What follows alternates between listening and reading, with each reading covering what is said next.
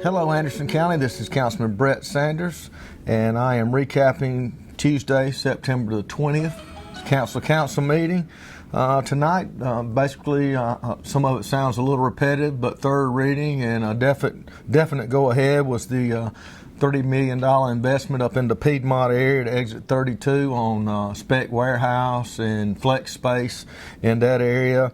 It is a project that, or property now that's paying $900 per year in taxes, and estimated taxes first year is over $89,000. So that'll be a good benefit for our tax base, and it also, when it's up and going, will create a few jobs and create some more needed space up in that area.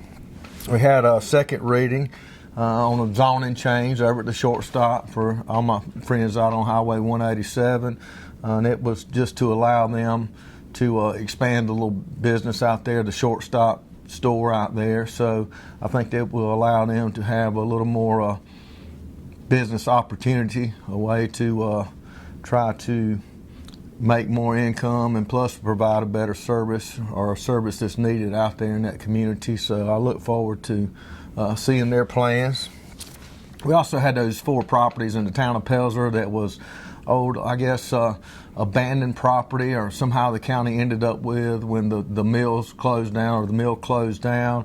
And it's a way for the town to utilize those properties and find a need for them and put them back on the tax books. And it's also a way for the county to reduce any liabilities or anything on those properties. So I think it'll be win-win. Anderson County will be able to get, just a raw or abandoned piece of property off our side and reduce the liability, and also allow the town of Pelzer to create a new project or expand or do some type of growth that's needed in their community.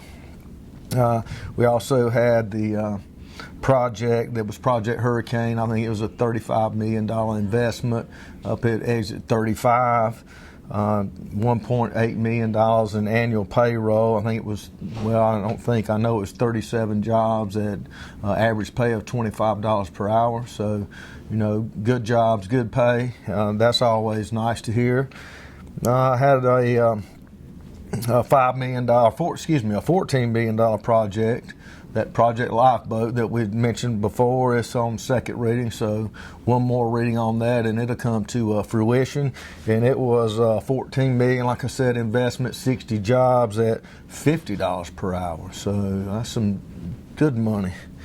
And we also had some space out on Tower Street that the Clemson Extension Service was utilizing, and I think they moving to a little more safer area, and by getting property from the old TTI building, it's 1428 Pyramidary Road. It will allow which the county has a good relationship with the University and Extension Service now, but it will allow them to have a safer facility and provide a safer environment for the services that they're providing, and will enhance our relationships between Clemson University and the town of Clemson and Anderson County. Also tonight we had a resolution to allow our administration to move forward with our engineer architect firm on the new detention facility. I'm actually on that, or chairman of that committee. We had sent out requests for proposal, or RFQs, on to multiple agents. We had 3 excellent firms that came in, presented. I think all 3 did an outstanding job. It was very close. We were rating them on points. Not only did we do, but we had external people rating the presentations as well. And it was awarded to a company called Mosley, and a Mosley Architect firm.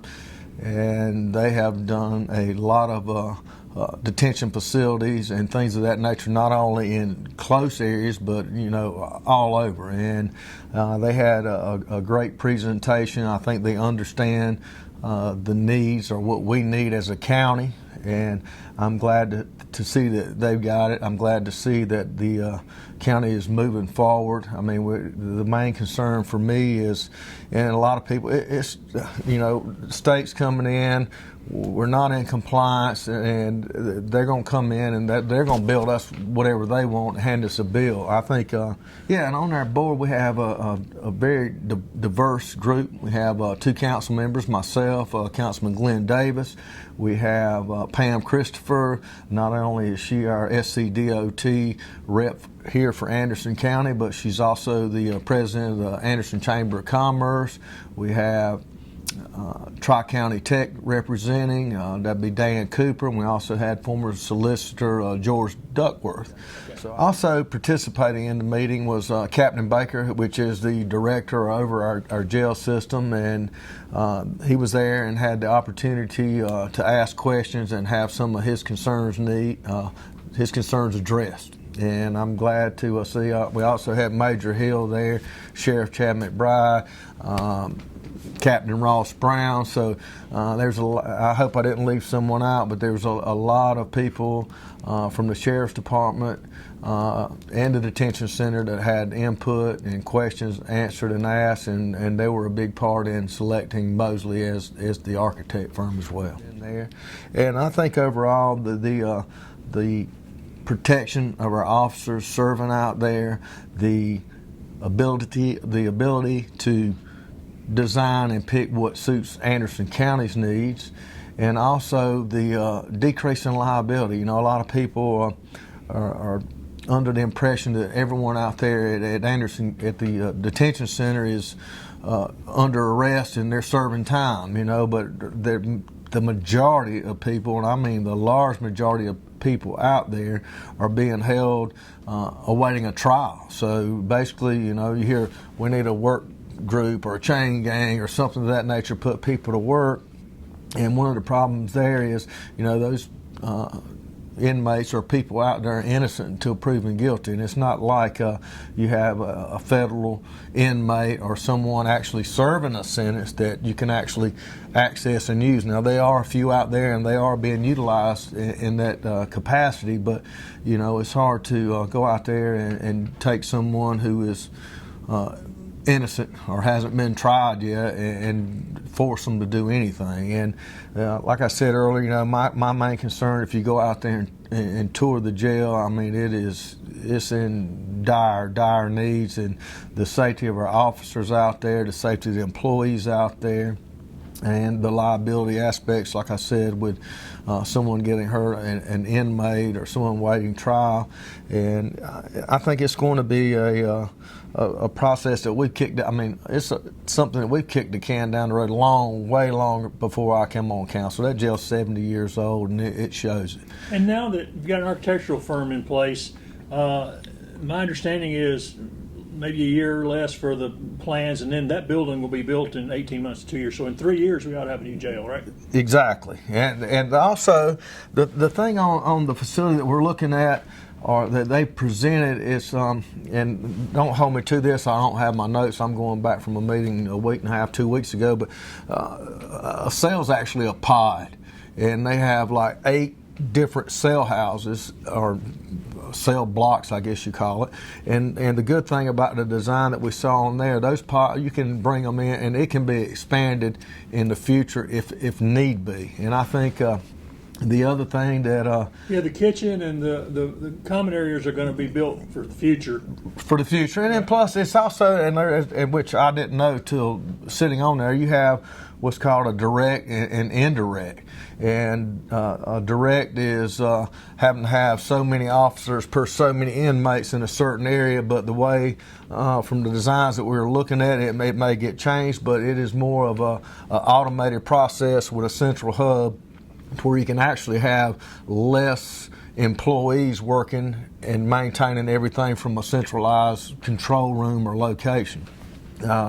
That was part of the process. And the other thing that I'd like to mention, and I'm not going to get into specific details because I know we have another meeting coming up and we'll have to be voted on, but I am happy to announce a little bit prematurely that I know we're having a rate increase coming up, I think tomorrow or the next day, but we sent it out, and we've got rates coming in that are very, very competitive, a lot less than what I was expecting on the finance side. We had some at about what I was expecting and then some, but we have a good financial institution that came in with an outstanding rate, and they're also going to allow us to maybe shorten the term some. So I mean, just in the rate alone, we're looking at over $6 million in savings. It's locked in.